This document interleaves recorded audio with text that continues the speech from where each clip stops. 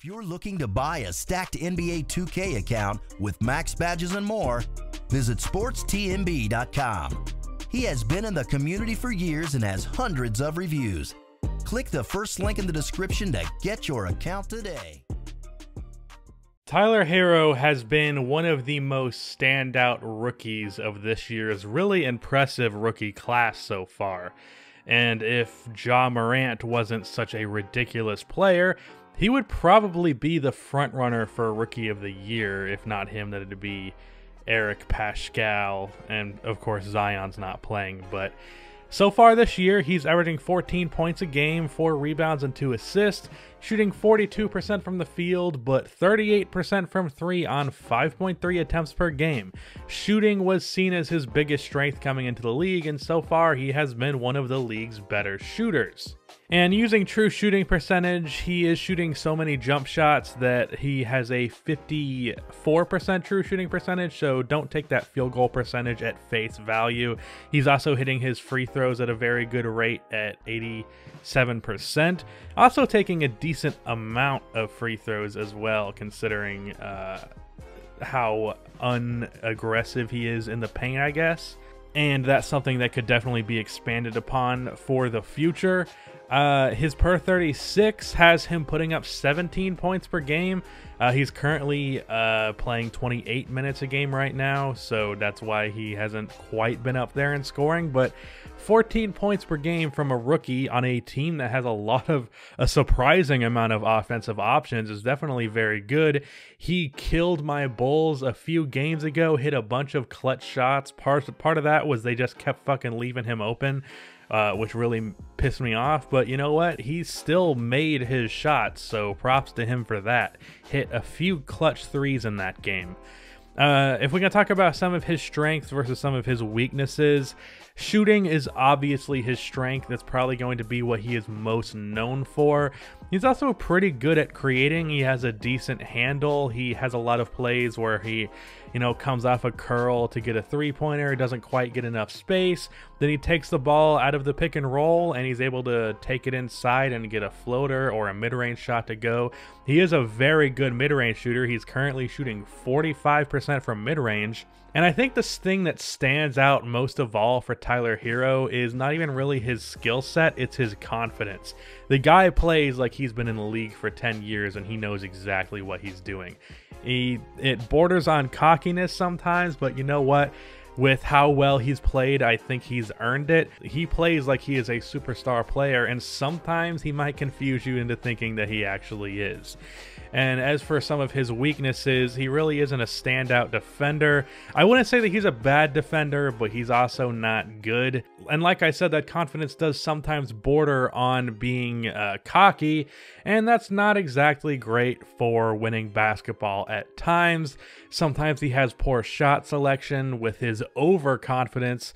Overall, his confidence is a positive thing, but how much he takes some shots that can be questionable, like, dude, you probably could have passed that for a better look, or you really didn't have the space for that, or like he just thinks that he can beat someone off of the dribble and he can't, and ends up wasting like 8 to 10 seconds off of the shot clock. Things of that nature. His overall scoring game as well could use some work. As I said, he's a really good mid-range shooter and three-point shooter. He has a solid floater game, but he's not shooting well at the rim. He currently shoots 54% at the basket, which is more than 10% below the league average at the rim. And he's not even taking that many layups and dunks, so clearly he is not good at finishing in the paint with contact.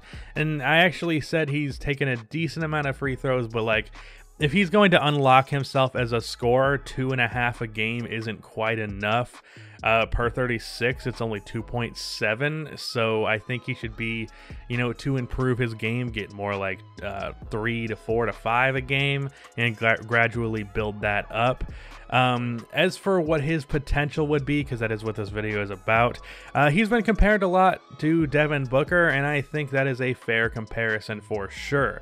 I see a lot of similarities with not only how they play, but how they were viewed going into the league, which was this really good shooter who plays at a big college, wasn't the first option by any means, so he kind of gets overshadowed, but he comes into the league and he's a bucket. So I think also shooting being the foundation of his offense. What's weird with Devin Booker actually is that he came into the league and people were comparing him to Klay Thompson, but now I'd say his game is a lot more like CJ McCollum's. Lots of pull-up mid-range shots or taking it to the basket, doing floaters. Threes are not nearly as big a part of Devin Booker's game as it was thought that they would be, but for Tyler Herro, I really think that threes are going to be the foundation of his offense. Once he hits his prime, I think he'll be shooting like 10 three-pointers a game. Another issue that could be seen with Tyler Herro's game, though, particularly with that three-point shooting, is that he does not shoot a lot of them off of the dribble. Currently, 82% of his three-pointers are assisted, so he's mostly been a catch-and-shoot guy. For him to become a great shooter, like I think he could be like Buddy Hield as a shooter, he needs to be able to take more and more of those off of the dribble. I understand I made a video criticizing James Harden's percentage of threes assisted going down, but this is on the other end of the spectrum where it's important to be able to knock down three-point shots without someone having to pass it to you in rhythm, specifically for you to become not just a good shooter but a great one. If he wants to really unlock his ability as a scorer, his handle does need to get better. It's pretty good right now, but he does have times where it looks like he's struggling to really get by some players that a star player would be able to get by. I think a few years down the line that will be a bigger part of his game as well. So I think Devin Booker is his ceiling, which is like a 25-point and like 6-assist guy, but I also think that he might not quite reach that ceiling. His floor, however, is already phenomenal, because even if Tyler Herro never improved from what he is right now, he's still a pretty damn good player and a starting caliber player on most teams in the NBA. But his floor would be like JJ Redick with some creating ability. That's a really good floor to have, because JJ Redick has been a very good player for most of his career. Actually, I'm pretty sure all of it, because he was pretty good when his career started, if I remember correctly. So he was definitely a steal for Miami, having that kind of floor going at, I believe, like the 14th or something pick in the draft. But moving on from Tyler Herro, because I did want to talk about the Miami Heat, but I really did not want to make a video specifically about the Miami Heat. Are they really contenders? I would say yes, but I put them in category 2 as contenders. I've said this multiple times because I've made a few Are the Blank Contenders videos.